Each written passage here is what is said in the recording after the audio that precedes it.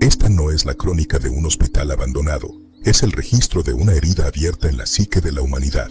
Un lugar donde el dolor físico fue tan insoportable que las paredes mismas parecen haber mutado para albergar algo que ya no es de este mundo.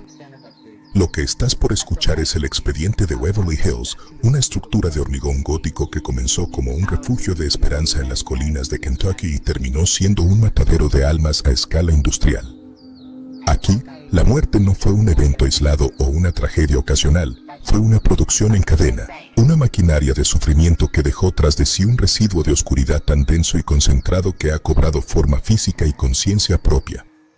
Prepárate, porque vamos a descender a los niveles más profundos de este santuario del horror, un edificio que respira a través de sus pasillos vacíos y donde la famosa agente sombra ha dejado de ser una simple leyenda urbana para convertirse en una presencia táctil, depredadora y eterna. El hospital de Waverly Hills fue inaugurado originalmente en 1910 como una pequeña instalación de madera, pero la explosión de la epidemia de tuberculosis, conocida con el aterrador nombre de la peste blanca, obligó al Estado a levantar una mole de cemento masiva en 1926. En aquel entonces, la medicina estaba en su infancia más oscura, sin antibióticos ni curas reales. El tratamiento oficial consistía en aire fresco y luz solar, una fachada humanitaria para lo que ocurría tras sus puertas cerradas. La realidad era un escenario de pesadilla quirúrgica digno de las mentes más retorcidas de la historia, los médicos, operando bajo una mezcla de desesperación y sadismo institucional, realizaban procedimientos experimentales brutales. Abrían los pechos de pacientes conscientes para insertar bolsas de arena o inflar globos de caucho en sus pulmones con el fin de comprimirlos, estirpaban costillas enteras, a veces 7 u 8 a la vez, para que el tejido pulmonar se colapsara y descansara, dejando a los enfermos deformados, mutilados y en una agonía que duraba meses antes de la liberación final. Se estima que más de 63,000 personas exhalaron su último aliento en este edificio, una cifra que satura la comprensión humana. El volumen de cadáveres diarios era tan abrumador y constante que el personal médico temía que los pacientes vivos perdieran la última pizca de voluntad de luchar si veían salir un flujo interminable de ataúdes por la puerta principal. La solución fue tan práctica como macabra. Construyeron el infame túnel de la muerte, un conducto inclinado y claustrofóbico de 150 metros de largo que atravesaba la colina desde el hospital hasta las vías del tren en la base.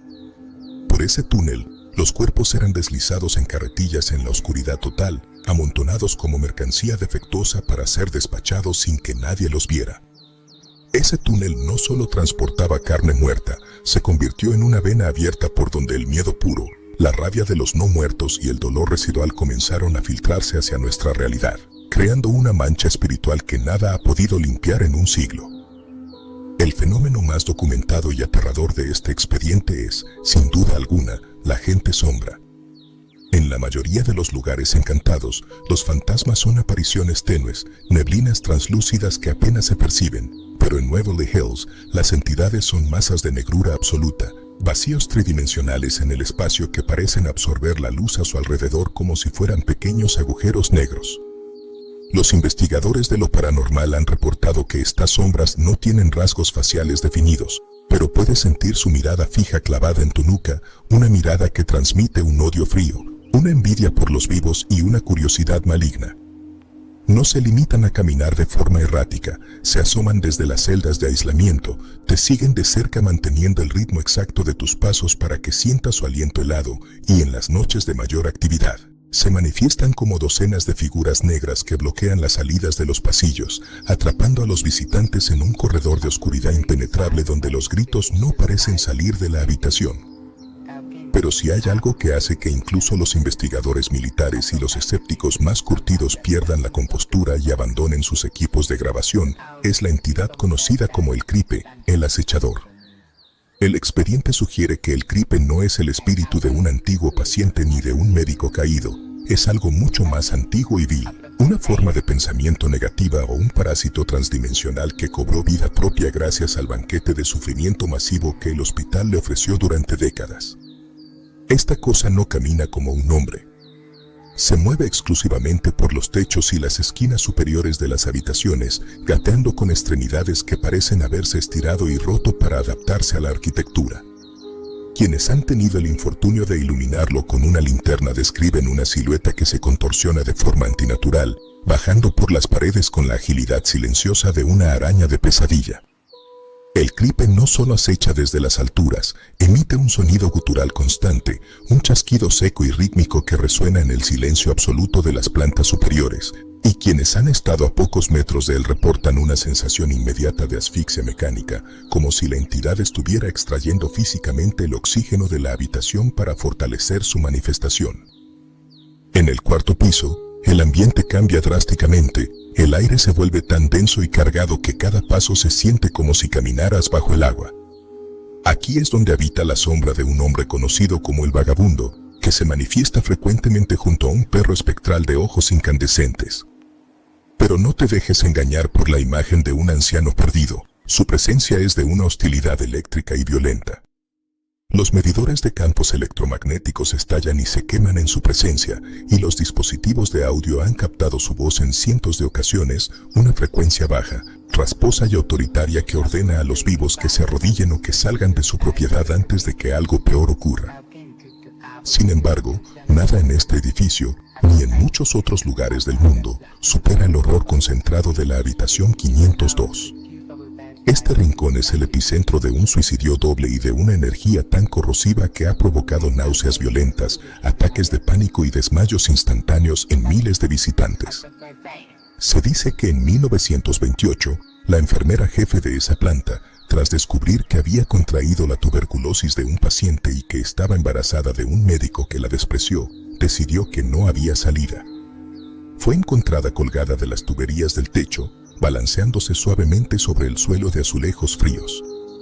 Su sombra sigue ahí, suspendida en el tiempo, pero el expediente revela que no está sola. Algo mucho más oscuro, una entidad que nunca fue humana, parece haberla reclamado como su trofeo personal, utilizando el dolor de su tragedia para atraer a los curiosos hacia una habitación de la que muchos salen con marcas físicas reales, rasguños profundos en la espalda, moretones con forma de dedos en los brazos y una tristeza que los persigue hasta sus casas, llevándolos a veces al borde de la locura. Waverly Hills no es hoy solo un edificio de ladrillos y ventanas rotas, es una batería viviente de agonía eterna que se recarga con cada nuevo visitante. Las sombras que recorren sus pasillos no son recuerdos estáticos atrapados en un bucle, son depredadores de energía que han aprendido a lo largo de los años a alimentarse del miedo, el asombro y el shock de quienes se atreven a entrar. Los muros de cemento, impregnados hasta el núcleo de décadas de sangre, sudor y expectoración de miles de moribundos, actúan como un conductor perfecto para voces que nunca callan, susurros que suplican por un poco de aire, por una gota de morfina o por una muerte que nunca llega del todo porque el edificio se niega a soltarlos.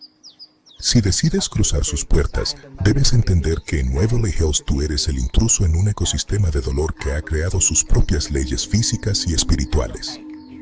Cuando la luz de tu linterna empiece a fallar inexplicablemente y sientas que una sombra se desprende de la pared para empezar a gatear por el techo justo encima de ti, recuerda que en este hospital la muerte no fue el final del camino, sino el inicio de una condena mucho más oscura que todavía está esperando pacientemente su próxima dosis de terror humano para seguir existiendo en la penumbra. Hasta pronto. Suscríbete y activa la campanita para más historias sin revelar.